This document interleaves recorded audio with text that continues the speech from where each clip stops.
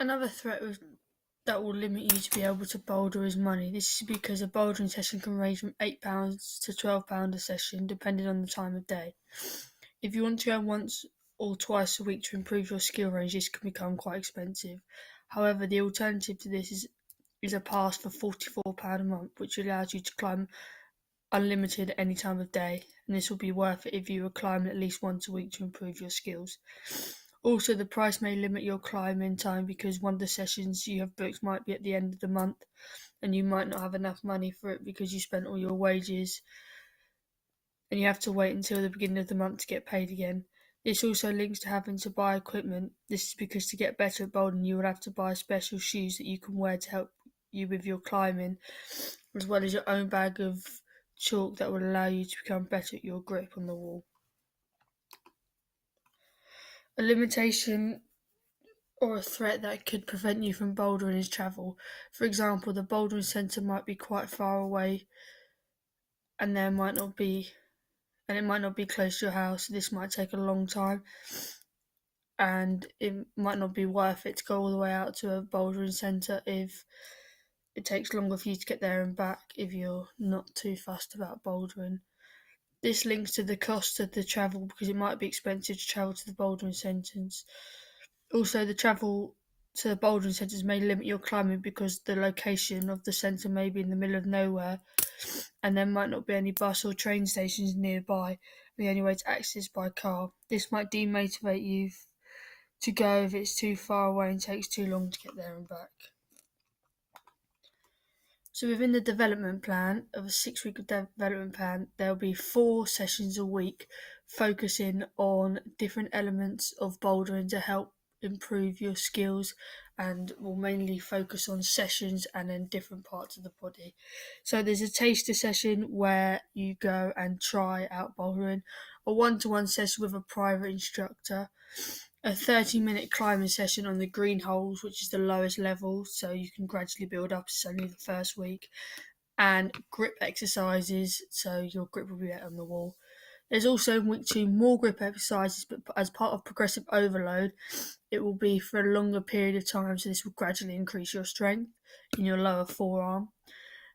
Also, as part of your progressive overload, there's 1 hour climbing session on the green and black holes, so the time is increased, so there's a long time for you to try these skills and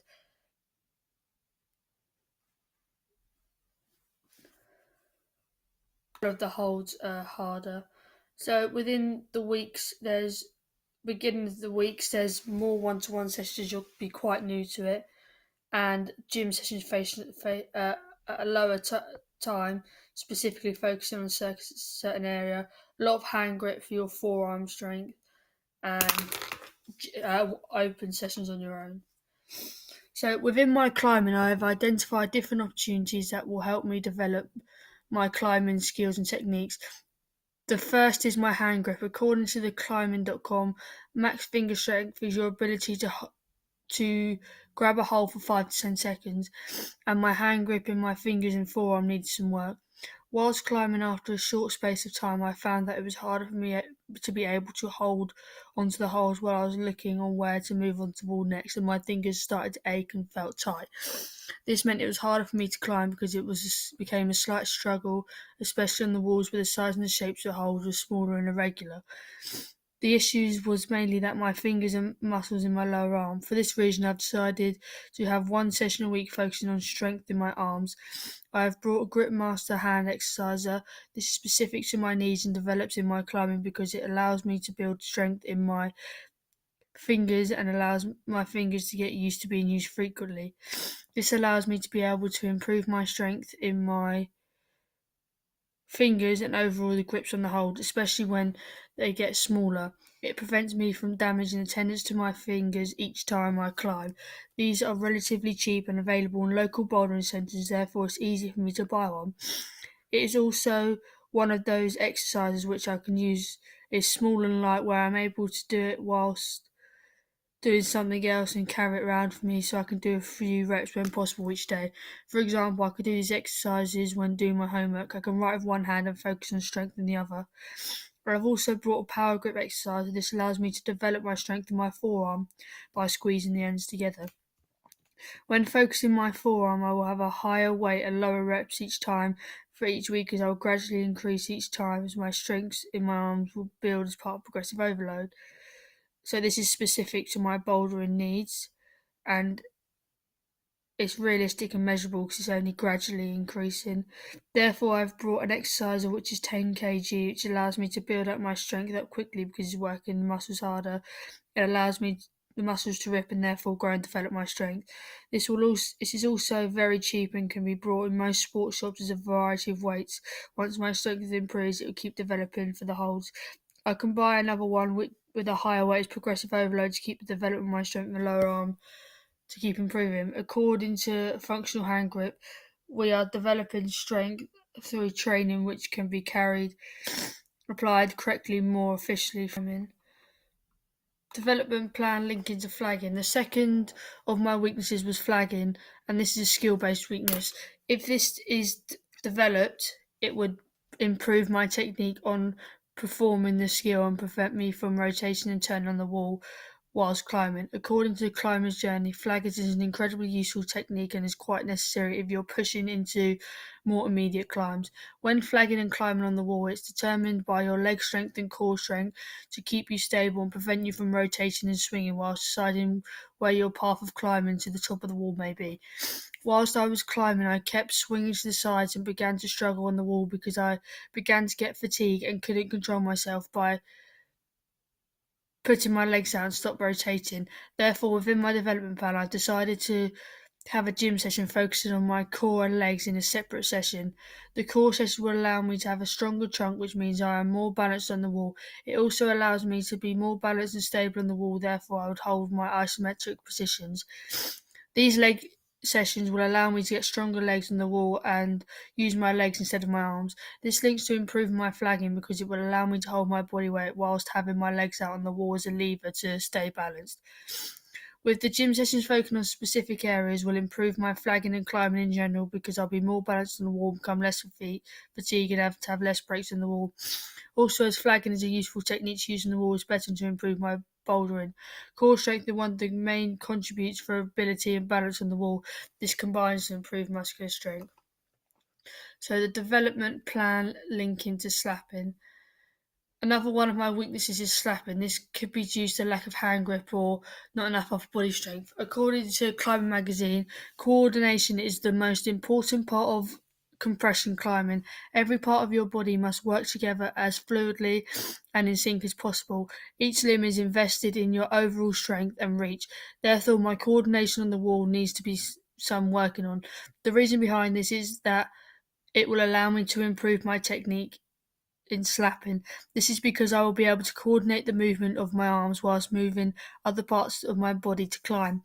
The issue with performing this skill is the ability to move my arms and slap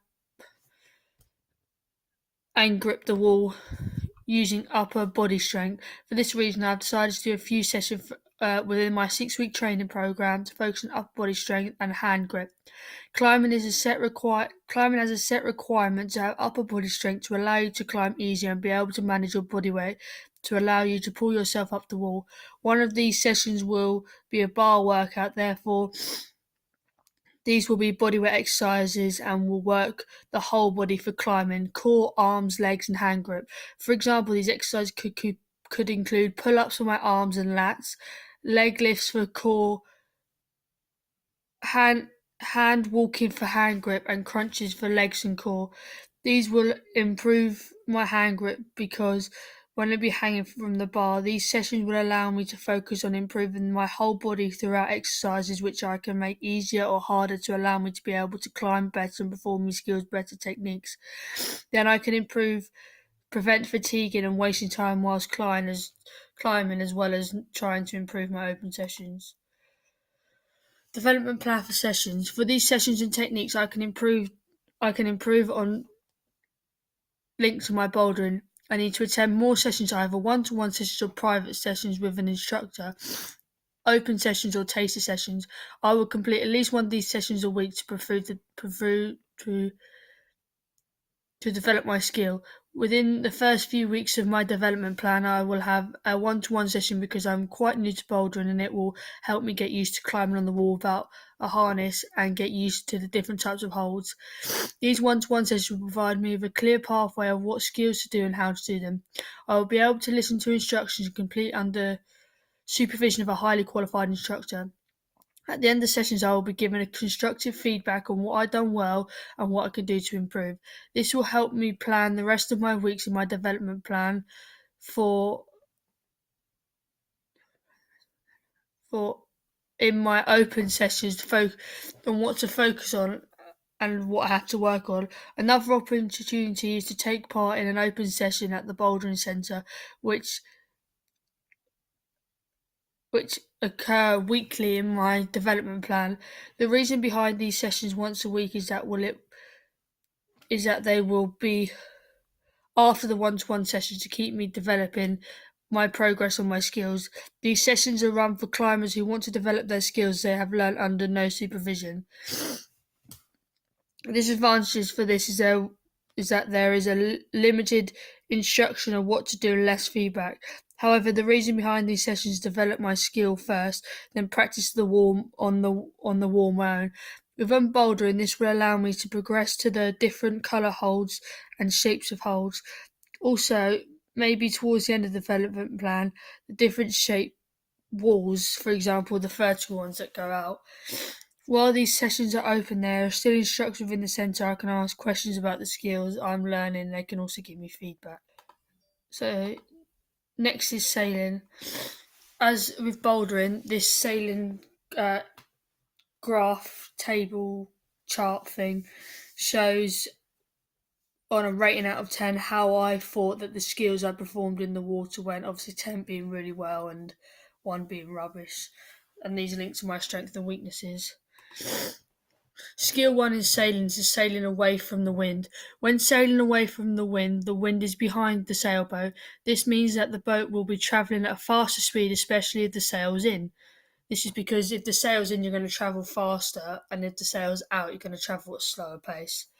This is because the wind is stuck behind the sail and there's no resistance, therefore the boat travels at a faster speed.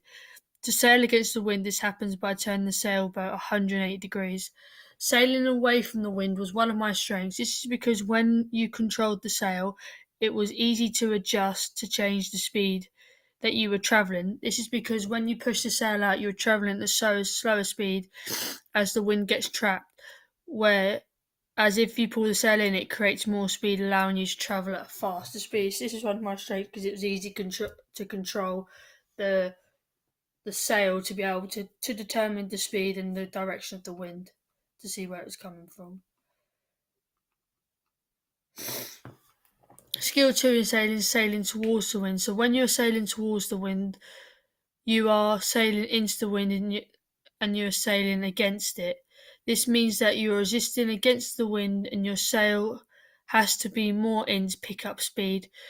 If it is out, you'll be moving slowly and you will eventually come to a stop. You will slow down due to the boat's resistance against the wind. Also, your boat has to be pointed at the direction you want to travel in, so you are following forwards. This is one of my weaknesses because I found that this was a harder skill to perform. This was because when controlling the sail as the wind was behind you, I found it hard to pick up fast pace, therefore the boat kept coming to a stop. Also, it was harder to steer the boat at the point of the direction you wanted to go to when it was moving slowly. Therefore, when you stopped, you had to get out and push the boat to be able to get it started again. Skill number 3, ducking under the boom. Ducking under the boom happens when you're sailing and you change direction. When you change direction, depending on which way you turn, the sail will have to move across the boat to be able to use the wind to pick up speed. If you are controlling the tiller, you change direction, but if you're controlling the tiller, you change the direction, and you have to duck under the boom as it throws itself across the boat to prevent you getting hit in the head. This is then made the boat balance as both participants are on either side to prevent you from capsizing and